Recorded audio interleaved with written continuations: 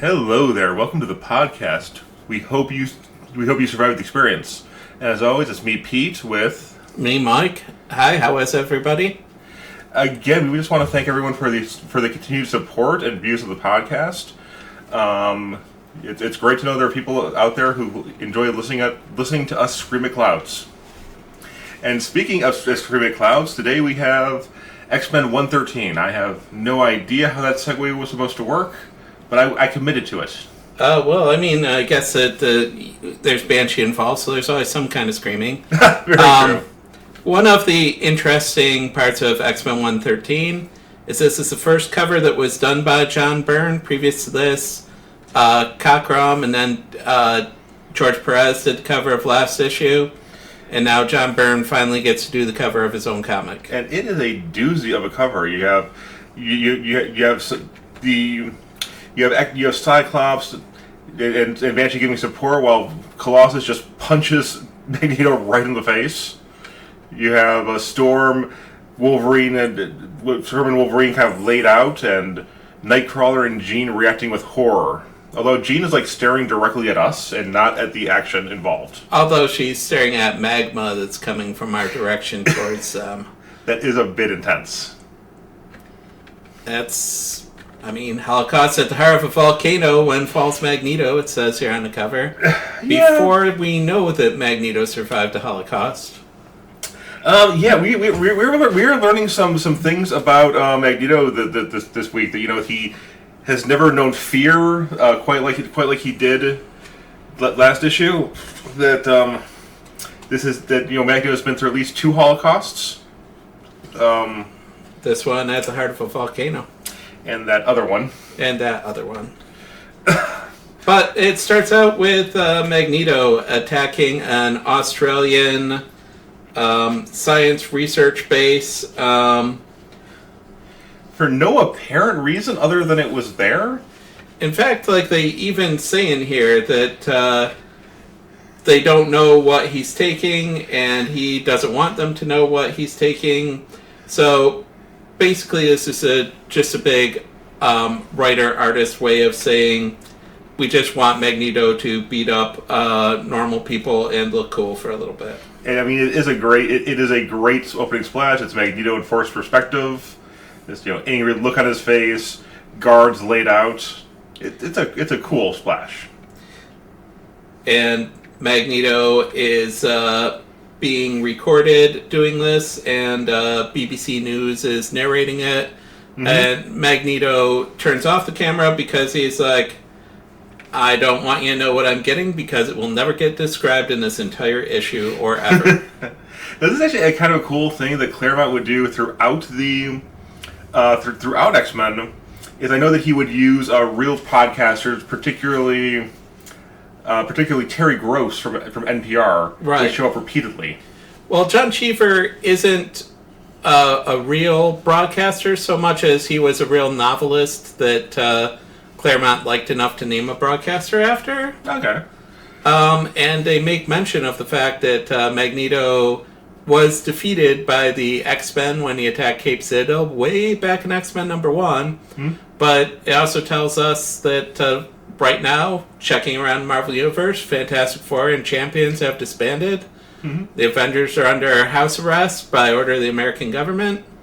And the X-Men just aren't there. So here's a question for you, Mike. You know a bit more about the timeline than I do.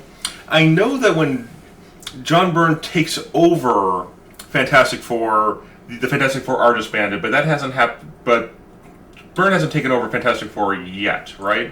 It's pretty close this time. I would have to look into it, but I don't believe he has yet. Right. The Champions, of course, are disbanded because nobody wanted to buy that comic. But where are the Defenders? The Avengers, this is still parts of the Korvac saga that we talked about a few issues ago. Mm-hmm. Oh, and just a note for the listeners: Mike's wife is not here today to roll her eyes directly back into her skull when we start making bad jokes. So there are probably going to be a few more than usual. But that's what people listen to us for, I hope. Yeah. And now we cut to Lilandra and Charles Xavier on Kyranos in the Cyclades Islands off southern Greece, which is a place where Charles Xavier first hung out when he was feeling bad for himself about Moira McTaggart leaving him. I mean, I wish when I felt bad about a breakup, I could go to a cool private Mediterranean island mansion. I wouldn't mind, no. And then you have Lilandra just, in her, swimsuit. She's got a, she has a swim cap on so that her feathers presumably don't get wet. It's kind of a cool look, though. I like it. Oh, yeah. And Lilandra here is thinking about she probably needs to go back to Chandelar, which I don't think is named Chandelar yet. Well, the capital of Shi'ar Empire, which later will be named Chandelar. And Charles is, despite being on this cool island and having a waitstaff serving him and having Lilandra there with him, is stressing out about the fact that he has lost his telepathic rapport with the X-Men. I believe that that's because all the lava is preventing him from reaching them, and also Magneto has defense against telepathy generally. This is just a great, villa, mansion, whatever the proper term for this is. There's at least a waitstaff of 2. He seems to have his own bartender. I want to go on this Xavier funded holiday, and like Mike was saying, Lilandra's just kind of like, I probably should get back to that galaxy I rule over, but maybe next week. Probably, it's not that important quite yet. Yep, and she's like, you know what? If I'm ignoring my responsibilities, I would like you to also ignore your responsibilities. It seems fair, right? Definitely. And now here we're going back to Antarctica. And Pete's favorite character in all of X-Men history, Nanny. Nanny is straight up terrifying, okay? At some point, they will reveal that she has a mutant named Orphan Maker in, a steel egg, that she's just trapped in there while he's growing, and, with no desire to expand the costume, so presumably you just have this kid in his late teens who was sealed in a robot suit when he was 10. And being fed media to make him the most edgelord of all edgelords. True. I do want to see the crossover with him and Strife. I would read that. I would read that. So, all the X-Men, as we remember last issue, are basically regressed physically to 6 months old. And Nanny is programmed to be annoying as heck to them. Yes. She is designed specifically to infantilize them, just to make the entire experience worse. Wolverine, because he's a rebel, is refusing to eat the food that Nanny's giving to him. Jokes on her because he has a healing factor and doesn't need to eat, presumably. But she is just doing here comes the airplane, I'm going to feed you spoonfuls of Gerber food, whether you like it or not. And Cyclops is her voice is like a marshmallow soaked in honey. She's sort of brushing Beast with the horse grooming brushes. And talking about getting him bows to put in his hair. And I mean, Magneto programmed this robot to be annoying, and she is succeeding beyond any imagining. She is annoying me reading this comic. Yeah. And then but apparently, I mean, the thing I love is Storm has this all timed out, to the minute. Okay, it's been It was lunchtime. Then now we have 3 hours. We have 3 hours, maybe 4 hours until dinner. I that's how much time I have to escape because I am Storm, written by Chris Claremont. I am the best. So she starts to bang her head in order to loosen her headdress because her headdress has lockpicks built into it. I believe this is the first time that we know about that. Mm-hmm. But she knocks her headdress off, and there's the lockpicks right there for her to grab with her tongue. Okay, so I've been trying to get all of the bad jokes out of my system about this, but we do know that Storm has at 6 months old had enough training to be able to pick a lock with her tongue. That was after she was orphaned on the streets of Cairo by her parents being. They were killed in a plane fell on their house. Yeah, and she managed to get away.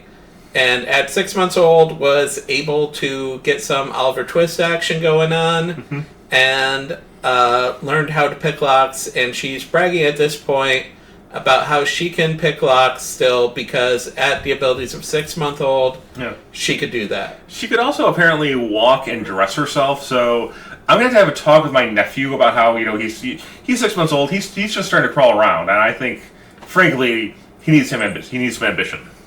I mean, Storm kind of has this Mary Sue type thing going on, where her tragic backstory also factors into her having abilities that don't make a whole lot of sense, such as being able to grab a lockpick out of her headdress with a tongue, with the physical ability of a 6 month old, while basically Cyclops can't even talk.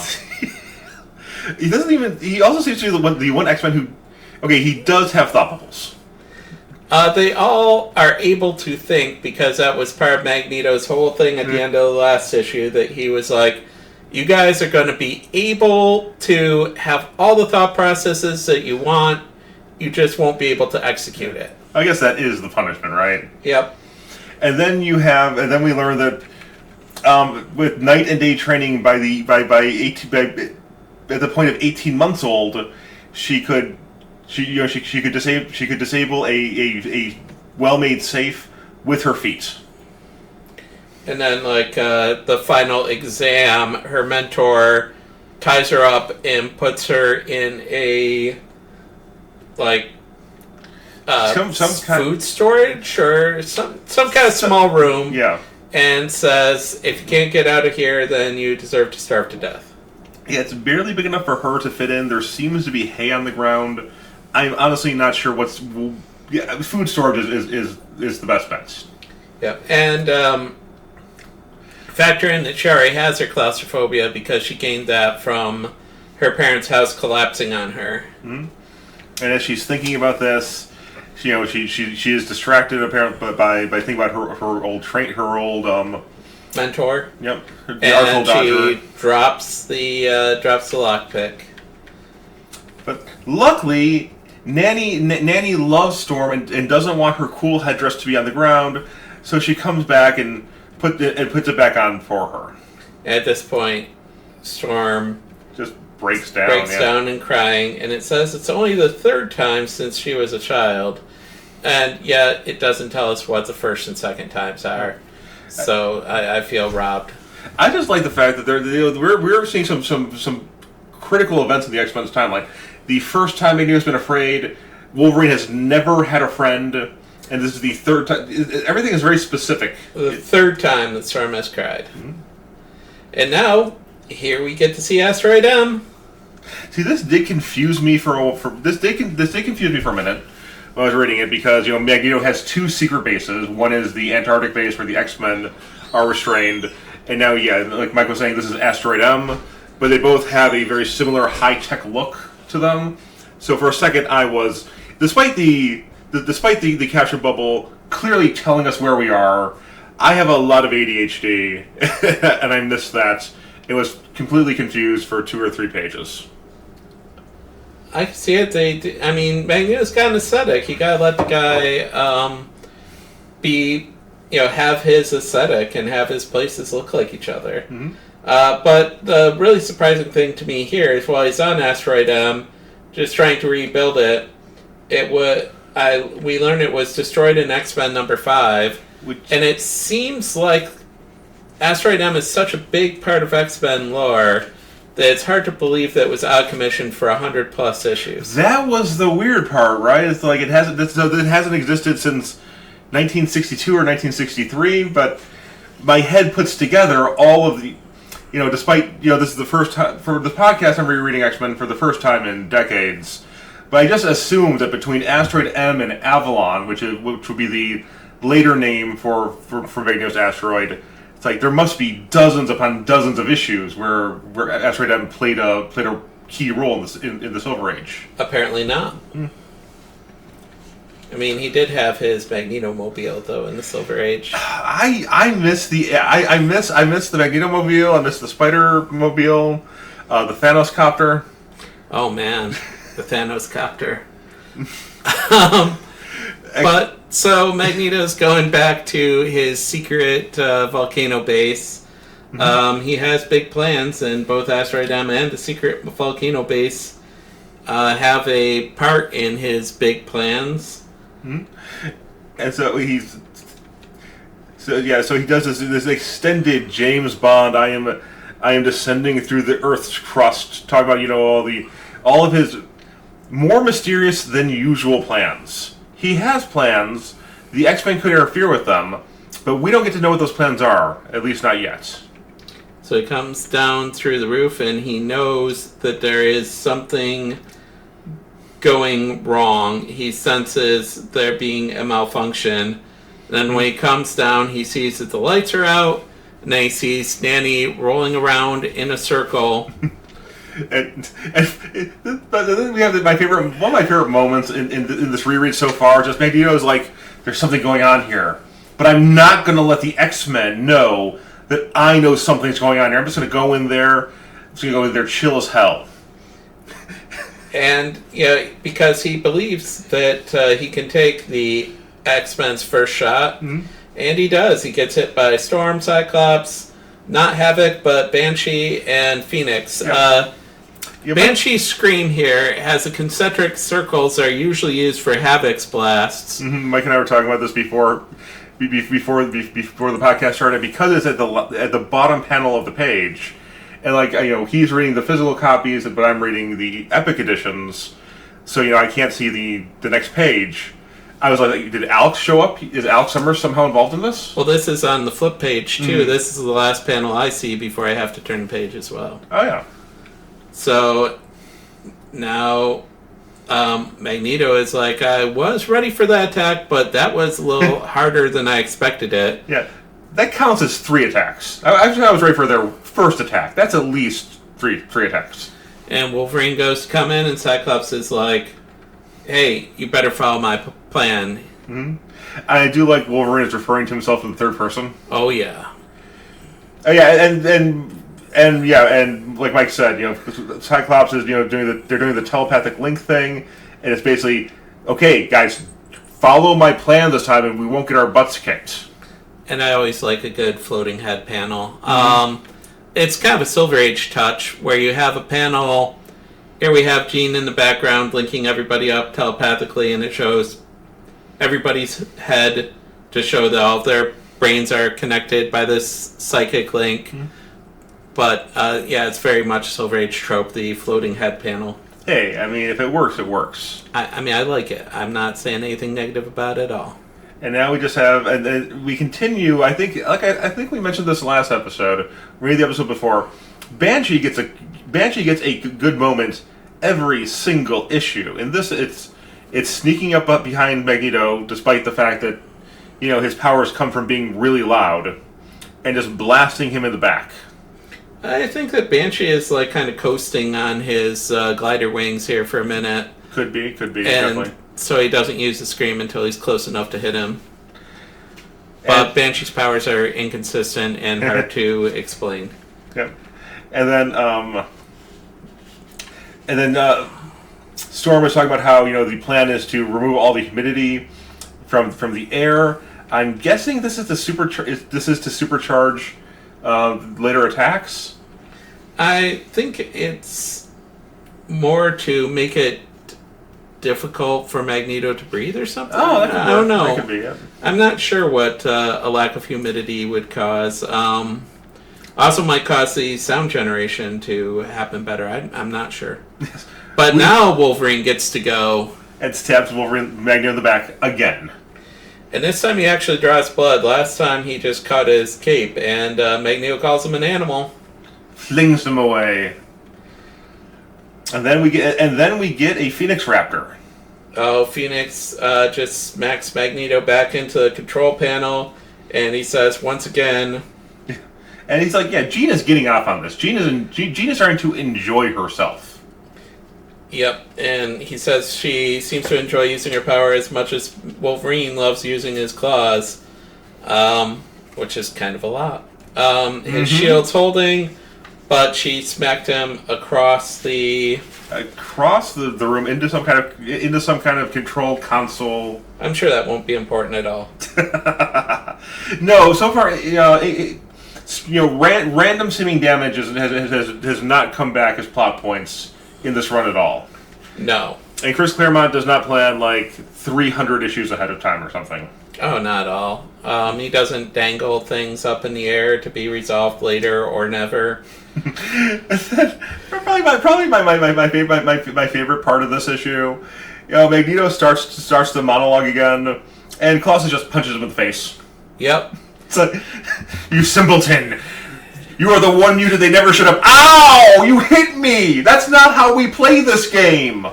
And Colossus is like, twice you've used me as like just a weapon against the other X-Men. It's not going to happen again. And he's just smacking Magneto around.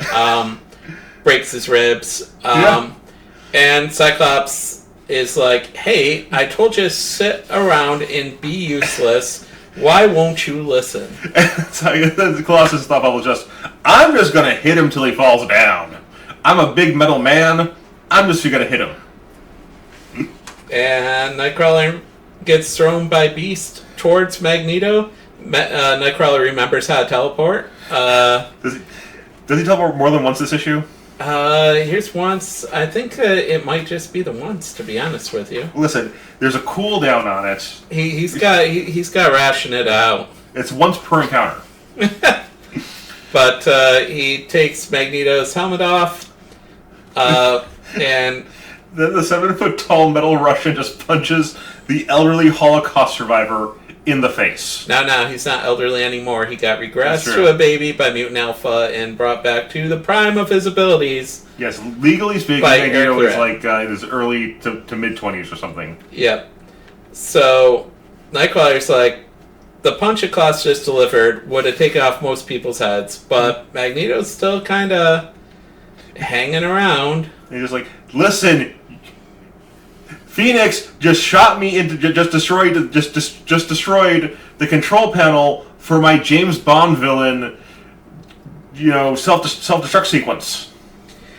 And Nightcrawler, Colossus, Magneto, everybody at this point discover that the base is falling apart and we're having lava pour down into it. Cyclops has no idea what to do with this information despite being the tactician of the X-Men. So Magneto makes sure to troll him for it. Yeah, think of a plan. Okay, Cyclops, you think you're so smart. What did you train yourself to do when you're in a volcano that's being kept together by a magnetic field, and your girlfriend turned off the magnetic field? Nightcrawler has a good idea, which is like, hey, why don't we have Magneto take us out of here the same way he brought us into here? Magneto's like, hey, that's a good idea, but no. Wherever Magneto walks, he walks alone. I really think that especially Claremont Magneto, the fact that he is not a country western musician is a loss to us all. He has some good country western lyrics. Yeah, I could see this. It also kind of feels Green Day to me. Definitely. Or some kind of pop punk. Yep. Wolverine actually thanks Banshee for picking him up and getting him away from the magma. Until telling him that there's no point in getting me away from the magma because we're eventually going to be magma'd. Well, I mean, that's true of all of us. I mean, once you go into Volcano, there's very little getting out of it.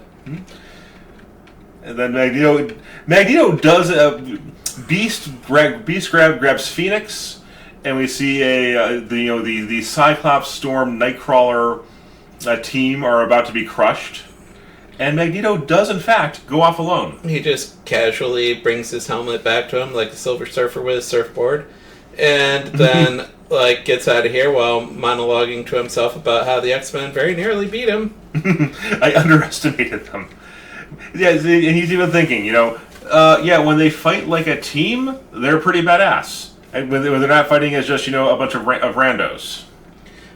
He also kind of talks about how Colossus beat him really badly, but that he's still alive, and it's a setback his plans, but he's going to find his inner reserves of strength to come back even greater. And the X-Men won't be there anymore because they died in a volcano. And then we see huge explosion. We see another Phoenix Raptor. But Magneto's already left before the Phoenix Raptor shows up, so he thinks that they're dead too. Yeah, and Magneto's plan is I'm just going to go chill for a couple of months. I'll be back eventually. Yeah. Jean and Hank make it out, and Jean immediately passes out. Beast is trying to carry her. Says she needs a hospital, but he's a billion miles from nowhere. It's already, he can feel himself getting frostbite. He doesn't even make 100 yards before he passes out. And that's it. That's the end of the X-Men. Everybody's dead. Yeah, another podcast, Mike. It's been a pleasure. Yeah, I've enjoyed it quite a bit. It's too bad that everybody died. Oh, no. It turns out it might be continued. To be continued, question mark. Well, we'll see about that.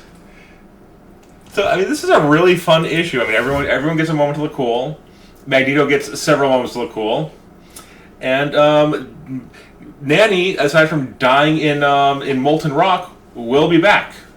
Repeatedly. And, I'm sure that at least one or two of these people probably live. I don't know. Claremont is setting things up that will pay off for at least the next 10 years. I really love the end of this, though, because once again, like we talked about the last issue and the issue before that, every one of these issues gets you to a point where you're like, I must read the next issue right now. Yeah, Mike has the collection. I have the epics. I can only imagine, being 10 years old in 1979, 1980, and be like, oh, what the heck?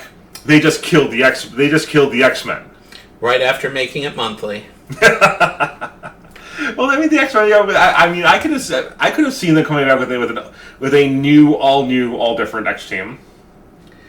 They've done it a couple of times, but I think that, as we all know, there's no stopping Wolverine. Very true.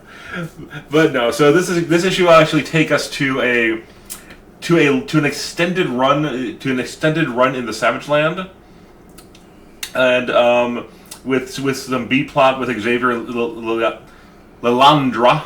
I'm trying to say Lilandra and Ileana at the same time, and it's not working out for me. Well, and after Savage Land, they head to Japan, where important things happen for the X-Men, and then on the way back, go ahead. Wolverine makes a friend. That's true. And then on the way back, they stop in Canada. I don't know what could possibly happen in Canada. Well, Hudson gets vastly depowered. And he gets all of his friends to show up. And then, it's just a straight run from here until the end of the Byrne era in 143. Just every issue builds into the next issue. Directly into the next, yep. Marvel used to have this thing that was called a one and done. So that's the thing, is you can take any one of these issues, open it up, read it, you get a whole story, and you get a, oh my god, I need to see what happened last issue while I'm sitting on the edge of my seat for next issue. So, thank you everybody for listening. We'll find out what happens to the various X-Men in the next issue on the next episode of Welcome to the Podcast. Yeah. I hope you survived the experience.